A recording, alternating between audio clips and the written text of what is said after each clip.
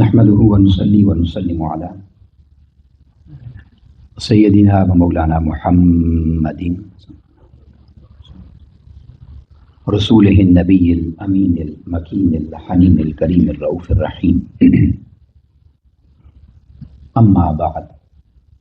فأعوذ بالله من الشيطان الرجيم بسم الله الرحمن الرحيم قال الله تبارك وتعالى في الكلام المجيد والفرقان الحميد ولله ميراث السماوات والأرض صدق الله مولانا العظيم. وقال الله تبارك وتعالى في شأن حبيبه مخبرا وآمرا إن الله وملائكته يصلون على النبي يا أيها الذين آمنوا صلوا عليه وسلموا تسليما. مولاي صل وسلم دائما أبدا على حبيبك خير الخلق كلهم محمد سيد الكونين والثقلين والفريقين من عرب ومن عجم. يا رب بالمصطفى بلغ مقاصدنا واغفر لنا ما مضى يا واسع الكرم. اللہ رب العزت خالق کائنات اللہ جل مجدہ کی حمد و ثنا پیارے آقا کریم علیہ الصلوۃ والسلام کی بارگاہ میں عاجزانہ ہدیہ درود و سلام کے بعد تمام احباب سامعین اور معزز مہمانان گرامی قدر السلام علیکم ورحمۃ اللہ وبرکاتہ. الحمدللہ تعالی اللہ رب العزت کا فضل اس کا احسان ہے جس کی توفیق خاص کے ساتھ ہم سب اس بابرکت سالانہ بڑی گیارہویں شریف کی نشست میں حاضر ہیں. دعا ہے کہ اللہ رب العزت ہم سب کی اس حاضری کو اپنی بارگاہ میں شرف قبولیت عطا فرمائے اور ایسی روحانی محافل میں ہم سب کو بار بار شریک ہونے کی توفیق اور سعادت عطا فرمائے.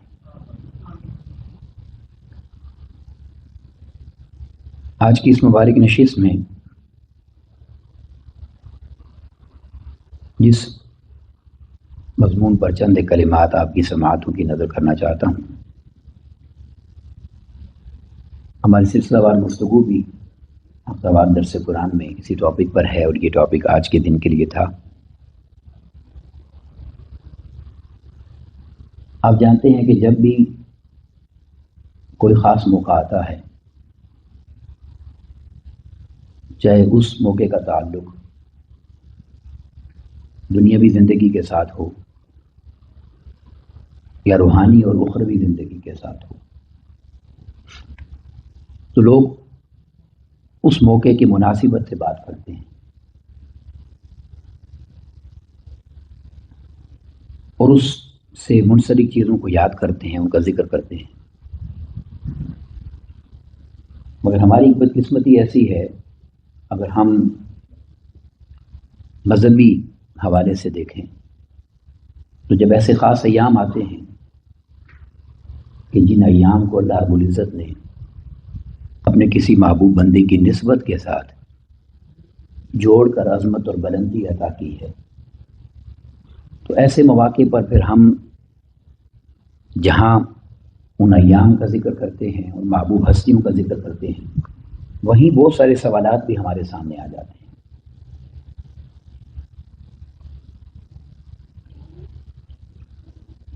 اللہ کے محبوب بندے جنہیں اولیاء اللہ کا ٹائٹل خود اللہ رب العزت نے قرآن مجید میں دیا، یہ ٹائٹل دنیا میں کسی نے ان کو نہیں دیا. الا ان اولیاء اللہ لا خوف علیہم ولا هم، یہ اللہ رب العزت نے خود ان کو فرمایا یہ میرے دوست ہیں. تو ایسے محبوب بندوں کا جب ذکر ہوتا ہے اور بات ہوتی ہے تو بہت سارے سوالات ہمارے ذہنوں میں آتے ہیں اور لوگ پوچھتے ہیں. تو میں نے چاہا کہ آج اسی حوالے سے جو ہم بات پچھلے عرصے سے کر بھی رہے تھے چند ایک باتیں آپ کے سامنے عرض کروں، کیونکہ یہ جو آیت کریمہ میں نے تلاوت کی ہے سورہ آل عمران کی آیت مبارکہ نمبر 180 اس کے کلمات ہیں. اس کو بیان کر کے اور اس پر گفتگو کرتے ہوئے یہ بیان کیا جاتا ہے جو بیان کرنا غلط نہیں ہے، چونکہ اس آیت کریمہ کا مضمون یہی ہے وَلِلَّهِ مِيرَاثُ السَّمَاوَاتِ وَالْأَرْضِ. کہ زمینوں اور آسمانوں میں جو کچھ بھی ہے اور زمینوں اور آسمانوں کا بھی وارث صرف اللہ ہی ہے. اس آیت کریمہ کا یہی معنی ہے، اس میں کوئی اختلاف نہیں. مگر اس آیت کریمہ کو بیان کرتے ہوئے پھر ہمارے ان نظریات پر یا عقیدے پر سوال کیا جاتا ہے کہ جب ساری کائنات میں زمین و آسمان کا مالک اللہ ہی ہے، تو ہم جب اولیاء کے تصرفات کی بات کرتے ہیں، ان کے اختیار کی بات کرتے ہیں یا ان کی حاکمیت کی بات کرتے ہیں، تو وہ معاذ اللہ ظاہری طور پر اس آیت کریمہ کے خلاف نظر آتا ہے. اور یہ بات قرآن مجید میں اللہ رب العزت نے اس انداز سے بھی کی، وَلِلَّهِ مُلْكُ السَّمَاوَاتِ وَالْأَرْضِ، یعنی زمین و آسمان اور جو کچھ بھی ان کے اندر ہے وہ سب کچھ اللہ ہی کا ہے، اور وہ سب کچھ اللہ ہی کی ملکیت ہے، وہی وارث ہے ان کا. تو میں نے چاہا کہ اس حوالے سے چند ایک باتیں آپ کے سامنے عرض کروں. قرآن مجید کے اندر یہ آیت کریمہ اللہ رب العزت نے جو بیان فرمائی ہے، تو اس آیت کریمہ پر یعنی بات کرتے ہوئے یا سوال کرتے ہوئے یا کوئی نظریہ قائم کرتے ہوئے یہ بھی دیکھ لینا چاہیے کہ اس مضمون کی وضاحت کی کوئی اور آیت کریمہ قرآن مجید میں موجود تو نہیں ہے جو اس بات کو بیان کرتی ہے یا اسی مضمون کو بیان کرتی ہے. کیونکہ قرآن مجید بہت سارے مقامات پر ایک ہی مضمون کو مختلف انداز سے بیان کرتا ہے. تو جو اہمیت اور جو شان اور جو مقام قرآن مجید کے کسی ایک مقام کی ہے، وہی اہمیت اور شان اور فضیلت قرآن مجید کے دیگر مقامات کی بھی ہے. کیونکہ ذالک الکتاب لا ریب فیہ اس سارے قرآن مجید کے لیے آیا ہے، الحمد کی حمزہ سے لے کر والناس کی سین تک، اور یہ سارا اسی خالق کا کلام ہے جو اس نے جبریل امین کے ذریعے اپنے محبوب پاک علیہ الصلوۃ والسلام پر نازل فرمایا. تو یہ یعنی بجائے اس کے کہ میں زیادہ اس پر بات کروں، میں اگلی آیت کریمہ آپ کے سامنے عرض کرتا ہوں، جس سے آپ خود سمجھ جائیں گے کہ اس آیت کریمہ پر اتنی شدت سے بات کرنے سے پہلے دیگر آیات پر بھی توجہ کرنے کی ضرورت ہے. شدت سے مراد یہ ہے کہ پھر اللہ رب العزت کے محبوب بندوں کے جو اختیارات ہیں اور ان کی جو شان ہے، یا اللہ رب العزت نے خود جو ان کو تصرف عطا فرمایا ہے، اس کا انکار یہ کہہ کر دینا کہ ساری بادشاہتیں اور ساری وراثتیں اللہ کی ہیں، تو پھر قرآن مجید کی ان آیات کا جواب دینے سے انسان قاصر ہو جاتا ہے. تو یہ جو آیت کریمہ اس کے بعد میں عرض کرنا چاہتا ہوں، یہ سورہ انبیاء کی ہے اور آیت مبارکہ نمبر 105 ہے. اور دیکھیں اللہ رب العزت کی شان ہے کہ اس نے کس انداز سے اس مقام پر مضمون کو بیان فرمایا. یعنی الفاظ دیکھیں کیا ہیں. فرمایا وَلَقَدْ كَتَبْنَا فِي الزَّبُورِ، اس میں کوئی شک نہیں ہے، تحقیق یہ بات تمہیں بتائی جا رہی ہے کہ ہم نے زبور کے اندر بھی یعنی قرآن مجید سے پہلے کتابوں میں یہ مضمون لکھا ہے اور لکھ کر بتایا ہے انسانیت کو، پیغام دیا انسانیت کو. اور وہ کیا دیا کہ من بعد ذکر، کہ جب ان کے سامنے نصیحت رکھ دی گئی، اللہ کا بیان اور احکامات رکھ دیے گئے، تو اس کے ساتھ فرمایا کہ اللہ رب العزت نے زبور میں پرانی امتوں کو بھی یہ بات واضح کر کے لکھ کر بتا دی تھی کہ ان الارض، کہ یہ جو زمین ہے، ساری زمین، یرثھا عبادی الصالحون، اس زمین کا ہم نے وارث بنا دیا ہے صالحین کو. اب ذرا پچھلی آیت کریمہ کو بھی دیکھیں کہ اللہ وارث ہے زمین اور آسمان کا، اسی قرآن مجید میں بیان ہوا، اور وہ خود وارث ہو کر، مالک ہو کر، خالق ہو کر وہی ہمیں بیان کر رہا ہے. وہ فرما رہا ہے کہ میں صرف تمہیں نہیں بتا رہا یہ بات، یہ پہلی امتوں کو بھی میں نے خبردار کیا تھا کہ تمہارا جو ایمان میری ذات پر ہے، تو اس ایمان کا تقاضا یہ ہے کہ ہر وہ بات جس سے میں تمہیں باخبر کرتا ہوں اس پر بھی تمہارا ایمان ہونا چاہیے. تو تمہارا ایمان یہ درست ہے کہ میں خالق اور مالک ہوں، مگر تم سب جو میری مخلوقات ہو اور بندے ہو، تم سارے میری بارگاہ میں ایک جیسا مقام و مرتبہ نہیں رکھتے. تو تو تم سمجھ لو یہ بات کہ تم میں کچھ ایسے بھی ہیں جو صالحین ہیں، جو متقین ہیں، جنہیں میں نے کہا کہ وہ میرے دوست ہیں، اولیاء اللہ. انہی کے لیے میں تمہیں کہہ رہا ہوں کہ جن زمین و آسمان کا میں خالق اور وارث ہوں، اسی میں سے زمین پر میں نے اپنے صالح بندوں کو بھی وراثت عطا فرما رکھی. اب فرق وہی آ جاتا ہے کہ دیکھیں اللہ رب العزت کا جو بھی شان و مقام و مرتبہ ہے وہ اس کا ذاتی ہے، اور مخلوق کو جو اس نے دے رکھا ہے، جو بھی عظمت اور مقام دیا ہے، وہ اس کا عطائی ہے. تو وہ جو فرق ہے تو یعنی خالق اور مخلوق کا وہ ختم ہو جاتا ہے اگر اس ایک نقطے کو سمجھ لیا جائے کہ اللہ رب العزت خود ذاتی طور پر مالک ہے اور وارث ہے، اور اپنے محبوب بندوں کو وہ اپنی محبت کے ساتھ، عطا کے ساتھ اور چاہت کے ساتھ اور انہیں نوازنے کے لیے انہیں خود اسی زمین کا وارث بنا دیتا ہے. تو فرمایا ان الارض یرثها عبادی الصالحون، تو ہم نے اس زمین پر صالح لوگوں کو وارث بنا دیا ہے، یعنی یہ زمین ہم نے اپنے محبوب بندوں کے تصرف میں دے رکھی ہے، یہ ان کے اختیار میں دے رکھی ہے. اب یہ وہ بات یعنی ذات بیان کر رہی ہے کہ جس کے ساتھ جو ہمارا عقیدہ ہے، تعلق ہے توحید کا، اسی پر بنیاد بناتے ہوئے ہم یہ بات کرتے ہیں. تو وہ ذات خود اپنی محبوب بندوں کی عظمت اور شان کا اظہار ہمارے سامنے قرآن مجید میں فرماتی ہے. یہ ایک آیت کریمہ ہے. اور پھر دیکھیں دوسری آیت کریمہ سورہ فاطر میں اللہ رب العزت نے ارشاد فرمایا، آیت مبارکہ نمبر 32 ہے، فرمایا ثم اورثنا الکتاب الذین اصطفینا من عبادنا. زمین کی بات ہو گئی، یعنی ہم نے زمین پر وراثت عطا کی اور وارث بنایا اپنے محبوب بندوں کو، صالحین کو. اور یہاں فرمایا پھر ہم نے اس کتاب یعنی قرآن مجید کا وارث ایسے لوگوں کو بنایا ہے جسے ہم نے اپنے بندوں کے طور پر بندوں میں سے چن لیا. یعنی بندے تو سارے میرے ہیں جن کو میں نے پیدا کیا ہے، مگر اس میں سے جو میرے ہیں، خاص بندے ہیں، میرے قرب والے، میری محبت والے، انہیں ہم نے چنا ہے. اور چنا اس انداز سے ہے کہ چن کر ہم نے یہ کتاب جو میرا کلام ہے، قرآن مجید، جو میں نے اپنے محبوب پاک پر نازل فرمایا ہے صلی اللہ علیہ وسلم، اس کتاب کا ہم نے اپنے محبوب بندوں کو خود ہی وارث بنا دیا. تو زمین کی بات بھی ہوئی اور کتاب کی بات بھی ہوئی. اب یہاں جو کتاب کی بات ہوئی ہے تو اس کی اہمیت اور توجہ دلانے کے لیے میں یہاں ایک بات کہنا چاہتا ہوں. اکثر ہم بات کرتے ہیں، قرآن مجید نے اس کو بیان فرمایا کہ حضرت سلیمان علیہ السلام نے جب ملکہ بلقیس کا تخت منگوانے کے لیے کہا تھا تو آپ کے دربار میں موجود جنات نے بھی بات کی، اور ایک آپ کے محبوب غلام نے یہ کہا کہ میں آپ کے سامنے آپ کی پلک جھپکنے سے پہلے اسے لے آتا ہوں، آصف بن برخیہ.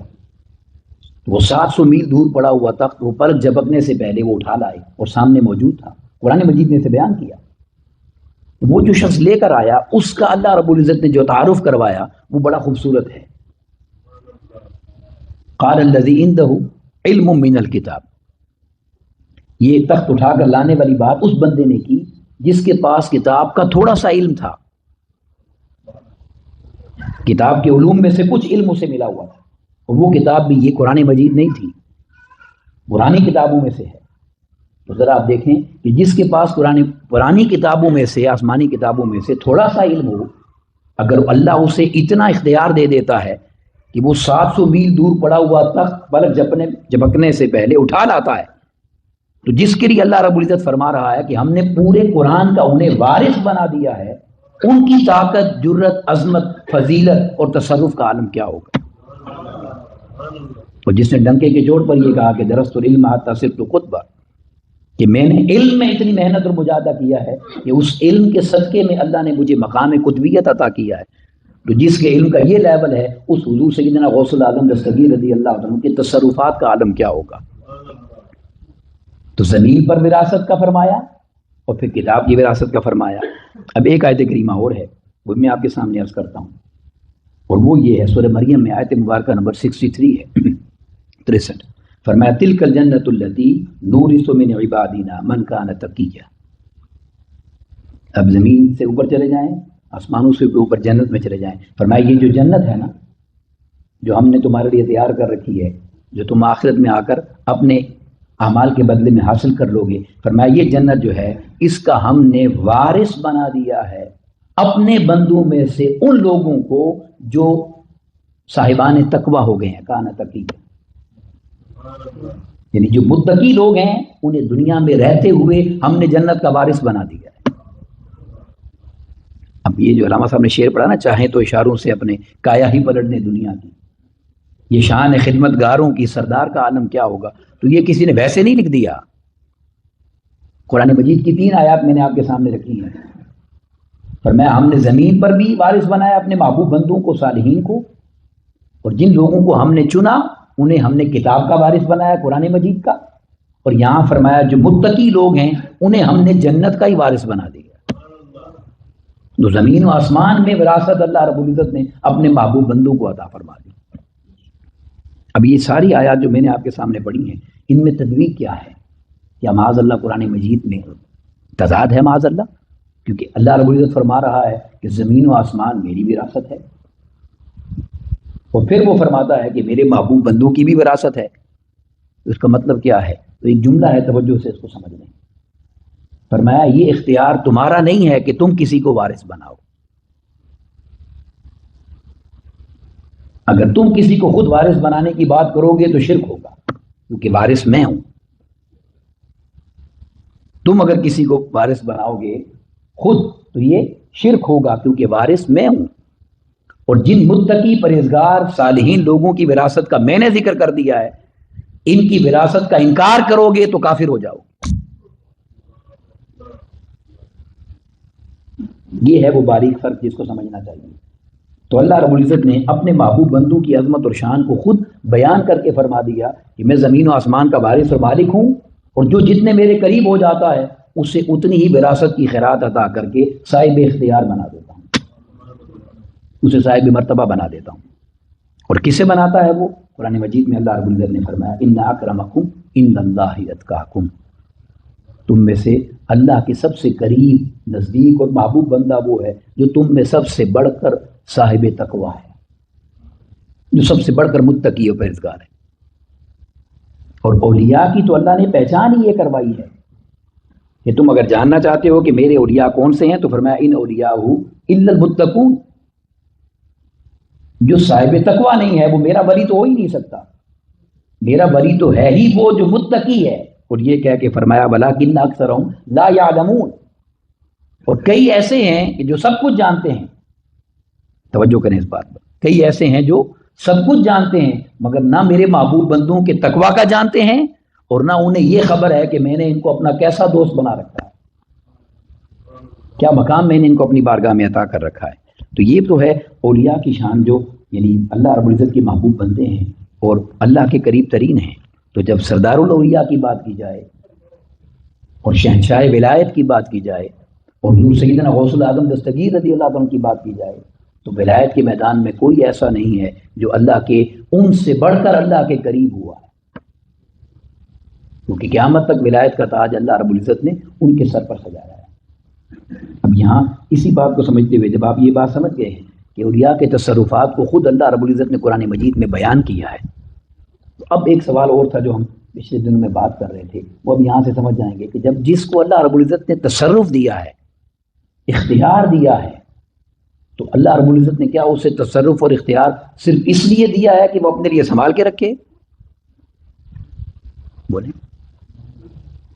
دیکھیں اللہ نے کسی کو اگر اختیار دے رکھا ہے کسی معاملے میں تو کیا صرف اس لیے دے رکھا ہے کہ بس اس کو لے کے گوشہ نشین ہو جاؤ؟ وہ اسی لیے دیا ہے نا کہ یہ صاحبان اختیار لوگ ہیں، اور اگر تمہیں کوئی مسئلہ اور پرابلم آتا ہے تو میں نے ان کو صاحب اختیار بنایا ہے، تم ان کے در پر آ جاؤ۔ تو ان کے در پر آنا یہ نہ سمجھنا کہ غیر کے پاس گئے ہو، یہ بات سمجھنے والی ہے۔ کیوں کہ یہ خود صاحب اختیار نہیں بنے، انہیں زمین کی وراثت ہو یا کتاب قرآن کی وراثت ہو یا جنت کی وراثت ہی کیوں نہ ہو، وہ میں نے ان کو عطا کی ہے۔ تو جب میں نے ان کو عطا کی ہے تو جو کچھ ان کے پاس ہے وہ میرا ہی ہے۔ تو تم اگر آ کر ان سے سوال کرو گے تو یہ تمہیں میرے خزانوں سے ہی دیں گے، تب تمہیں سمجھ آئے گی کہ اللہ کیے جانے سے اللہ نہ ملے، اللہ کیے جانے سے اللہ نہ ملے، اللہ والے ہیں جو اللہ سے ملا دیتے ہیں۔ اب یہ ساری بات جو میں نے آپ کو کہی ایک بڑی ایمان افروز حدیث ہے، وہ میں آپ کے ساتھ شیئر کرنا چاہتا ہوں۔ حضرت عتبہ بن غزوان رضی اللہ تعالیٰ عنہ اس کو روایت کرتے ہیں، آقا علیہ الصلوۃ والسلام نے ارشاد فرمایا، آپ نے فرمایا اذا اضل احدکم شیئا، جب تم میں سے کسی بندے کی کوئی چیز گم جائے، کچھ کھو جائے اس کا، اور فرمایا او اراد احدکم عونا، یا کوئی اپنے لیے مدد چاہتا ہو، ٹربل میں ہے، پریشانی میں ہے، مشکل میں ہے، اسے مدد چاہیے، تو اب آپ دیکھیں قرآن مجید میں سب اللہ سے بڑھ کر مددگار کون ہے؟ جو صبح و شام ہم سے ہر نماز میں یہ عقیدہ اور تصور پکا کرواتا ہے ایاک نعبد و ایاک نستعین، صرف تیری عبادت کرتے ہیں اور صرف تجھ ہی سے مدد مانگتے ہیں۔ تو یہ قرآن مجید کی آیت کریمہ جس زبان نبوت سے ہم نے سنی ہے نا آقا علیہ الصلوۃ والسلام، یہ اسی زبان نبوت کی تشریح ہے۔ وہ کیا فرمایا کہ تم میں سے اگر کسی بندے کی کوئی چیز گم جائے یا اسے اپنے لیے مدد چاہیے ہو، اور اگلے الفاظ بڑے ایمان افروز ہیں، فرمایا یا ہوا اس کے ساتھ یہ ہو وَهُوَ بِأَرْضٍ لَيْسَ بِهَا عَنِيسٌ، یا وہ کسی ایسی جگہ پر ہو جہاں اس کا کوئی مددگار نہ ہو۔ اب دنیا میں کوئی ایسی جگہ ہے جہاں اللہ نہ ہو؟ جو یہ بات کرے گا تو وہ تو ایمان ہی گیا، وہ تو ہر جگہ حاضر ناظر ہے۔ تو ہم یہ بات اگر ہم جانتے ہیں تو کیا معاذ اللہ آقا علیہ الصلوۃ والسلام نہیں جانتے؟ بولیے۔ تو آقا علیہ السلام فرما رہے ہیں وَهُوَ بِأَرْضٍ لَيْسَ بِهَا عَنِيسٌ، اگر وہ کسی ایسی جگہ پر ہے جہاں پر اس کو کوئی مدد کرنے والا نظر نہیں آ رہا یا موجود نہیں ہے، تو فَلْيَقُلْ، اسے چاہیے پھر یہ کہا کرے۔ اب یہ دیکھیں، ہم دنیا میں مشکل پریشانی میں ہم مولویوں سے علماء سے وظیفے مانگتے ہیں نا، تو یہ وظیفہ تو آقا علیہ السلام نے دیا ہے، اس سے بڑھ کر وظیفہ کون سا ہوگا؟ تو فرمایا جب تمہیں کوئی مددگار نہ مل رہا ہو اور مشکل کا حل کوئی نہ نظر آتا ہو تو میں تمہیں وظیفہ دیتا ہوں، تم کہا کرو یا عباد اللہ، کہنا تو یا اللہ چاہیے تھا نا، مگر آقا علیہ السلام فرما رہے ہیں یہ کہا کرو یا عباد اللہ، اے اللہ کے محبوب بندو، اغیثونی یا عباد اللہ، اے اللہ کے محبوب بندو، تمہیں اللہ نے یہ مقام و مرتبہ عطا کیا ہے، اس مشکل میں میری مدد کے لیے آ جاؤ، اس مشکل میں میری مدد کے لیے آ جاؤ۔ اب یہ حدیث پاک کے لفظ ہیں، اور آقا علیہ السلام نے فرمایا فَإِنَّ لِلَّهِ عِبَادًا لَا نَرَاهُمْ، اور یہ اللہ کے ایسے بندے ہیں جو ہر کسی کو دیکھتے ہوئے ظاہری آنکھ سے نظر نہیں آتے، اس لیے نہیں آتے کہ وہ ہر جگہ موجود نہیں ہیں، مگر انہیں اللہ نے یہ تصرف اور شان دے رکھی ہے اور مقام دے رکھا ہے کہ کوئی اگر مشکل میں انہیں پکارتا ہے تو اللہ کی عطا کردہ طاقت کا عالم یہ ہے کہ اگر پرانی امتوں والے 700 میل دور پڑا تخت اٹھا لاتے ہیں نا، تو میرے مصطفیٰ کی امت والے ہزاروں میل دور سے پکارنے والے مرید کی مدد کے لیے بھی اپنا اختیار اس پر استعمال کر لیتے ہیں۔ تو جہاں تمہیں مشکل و پریشانی ہو جایا کرے تم یہ پکار لیا کرو یا عباد اللہ اغیثونی، اے اللہ کے بندوں میری مدد کرو۔ اب اللہ کے مددگار جو اللہ کے اولیاء ہیں، ہر کوئی اپنے مقام و مرتبے کے مطابق مددگار ہے، ہر کوئی اپنے مقام و مرتبے کے مطابق مددگار ہے، اور یہ اغیثونی کے لفظ میں سے ہی ہم غوث اعظم کہتے ہیں نا۔ تو ہم کیوں کہتے ہیں غوث اعظم؟ اس لیے کہ جتنے مددگار ہیں امت میں اولیاء میں سے، ان میں سب سے بڑھ کر مددگار جو ہے اسے غوث الاعظم عبد القادر جیلانی کہتے ہیں رضی اللہ، اور ان نے خود ارشاد فرمایا، ایک دن ممبر پر کھڑے ہو کے فرمایا کہ مجھے اللہ رب العزت نے یہ عزت اور یہ شان عطا کر رکھی ہے اور یہ مقام عطا کر رکھا ہے کہ میرا مرید اگر مجھے مشرق میں پکارے اور میں مغرب میں ہوں تو میری مدد کا گھوڑا اس کے لیے تیار ہے جو اس کی مدد کے لیے پہنچ جائے، جو اس کی مدد کے لیے وہاں پہنچے گا۔ اب یہ اللہ رب العزت نے اپنے محبوب بندوں کو یہ تصرف، یہ اختیار اور یہ شان اور یہ مقام دے رکھا ہے کہ وہ دنیا والوں کی اسی طرح مدد کرتے ہیں اور ان کی مدد کے لیے اپنے تصرفات کو استعمال کرتے ہیں۔ مگر میں جو ختم کرنا چاہتا ہوں بات، وہ 2 جملوں پر ہے، بڑی اہم چیز ہے، یہ بڑی اہم چیز ہے، اور وہ یہ کہ سب سے پہلی بات یہ ہے سمجھنے کے لیے کہ یہ بات جو ہم نے بیان کر دی قرآن و حدیث میں سے، اب اس میں شک کرنے کی تو گنجائش نہیں ہے، ایمان انسان کا ایمان چلا جاتا ہے۔ تو اب جو سمجھنے والی بات ہے وہ یہ ہے کہ سب سے پہلے اللہ کے محبوب بندوں کے مقام و مرتبے کی معرفت ہونا، یعنی یقین ہونا کہ اللہ رب العزت نے اپنے محبوب بندوں کو خود یہ عظمت اور شان عطا کی ہے، اس کی عطا سے وہ اس لائق ہیں، اس مقام پر ہیں، اور پھر صدق کے دل سے ان کی طرف رجوع کر کے مدد مانگنا یا اپنی حاجت کو ان کے حضور پیش کرنا. تو یہ دو چیزیں جب کامل ہو جاتی ہیں تو پھر انسان اس کا ثمر اور اس کا اجر اور اس کا نتیجہ خود اپنی آنکھوں سے دیکھ لیتا ہے. یوسف پیر صاحب اکثر ایک جملہ فرماتے ہیں، مجھے وہ جملہ یاد آ گیا ان کو دیکھ کے مسکراتے ہوئے. یہ فرماتے ہیں کہ 11 سال بعد ڈوبا ہوا بیڑا نکالنا تو یعنی ہم جانتے ہیں یہ ہوا ہے، 40 سال بعد بھی نکل سکتا ہے، مگر عقیدہ اس بڑھیا جیسا ہوگا تو تب. اسے یقین تھا کہ میری مشکل یہیں حل ہونی ہے، وہ اسی یقین کامل سے در پہ بیٹھی تھی. تو اللہ رب العزت نے اپنے محبوب بندے کے در پہ آئے ہوئے کو یعنی اور نہ رسوا جانے دیا اور نہ نامراد جانے دیا. تو جب عقیدہ اس تصور اور یقین کے ساتھ آپ پکاریں گے تو یقیناً اللہ رب العزت اپنے محبوب بندوں کو وہ مقام و مرتبہ عطا کرتا ہے. آقا علیہ السلام نے فرمایا اللہ کے کچھ محبوب بندے ایسے ہیں کہ وہ اگر کسی معاملے میں اللہ کی بارگاہ میں قسم اٹھا لیں تو اللہ ان کی خاطر اپنی تقدیر کو بدل دیتا ہے، انہیں رسوا نہیں ہونے دیتا. تو جو بات میں مکمل کرنا چاہتا ہوں وہ یہ ہے کہ جو لوگ یہ کہتے ہیں نا کہ مدد یا اللہ رب العزت کی محبوب بندوں آقا علیہ السلام کو اولیاء کو ان کی بارگاہ سے مدد نہیں ملتی، تو وہ سچ کہتے ہیں. اب آپ کہیں گے میری پوری گفتگو جو کی ہے اس کے خلاف بات کر رہا ہوں، تو نہیں، وہ سچ کہتے ہیں، کیونکہ جس کا عقیدہ یہ ہے اسے نہیں ملتی. جس کا عقیدہ یہ ہو اسے، وہ بے عقیدے کو کیا خیرات عطا کرنی ہے، اور جس کا عقیدہ یہ ہے کہ وہ دے سکتے ہیں اسے وہ کچھ ملتا ہے جس کا وہ تصور بھی نہیں کر سکتا. سیدنا رشید الدین رشید شاہ صاحب نے ایک رات کا ایک شعر لکھا ہے، دے سکتے ہیں وہ کیا کہ وہ کیا دے نہیں سکتے. دو تصور بتا دیے، دے سکتے ہیں وہ کیا کہ وہ کیا دے نہیں سکتے، ان لوگوں کی باتوں پہ نہ جا اور بھی کچھ مانگ. اس طرف ٹائم ضائع نہ کر کے وہ دے سکتے ہیں یا نہیں، اتنی دیر میں بھی کچھ مانگ، تیری جولی میں وہ خیرات ڈال دیں گے. تو اللہ رب العزت ہمیں اپنے محبوب بندوں کی عزت اور شان اور مقام و مرتبے کی معرفت عطا کرے، اور دنیا آخرت میں ان کی نسبت اور ان کی سنگت میں اللہ رب العزت ہمیں جینا، اور ان کی نظر کرم کے سائے میں اللہ رب العزت ہمیں موت عطا فرمائے. وما علینا الا البلاغ المبین.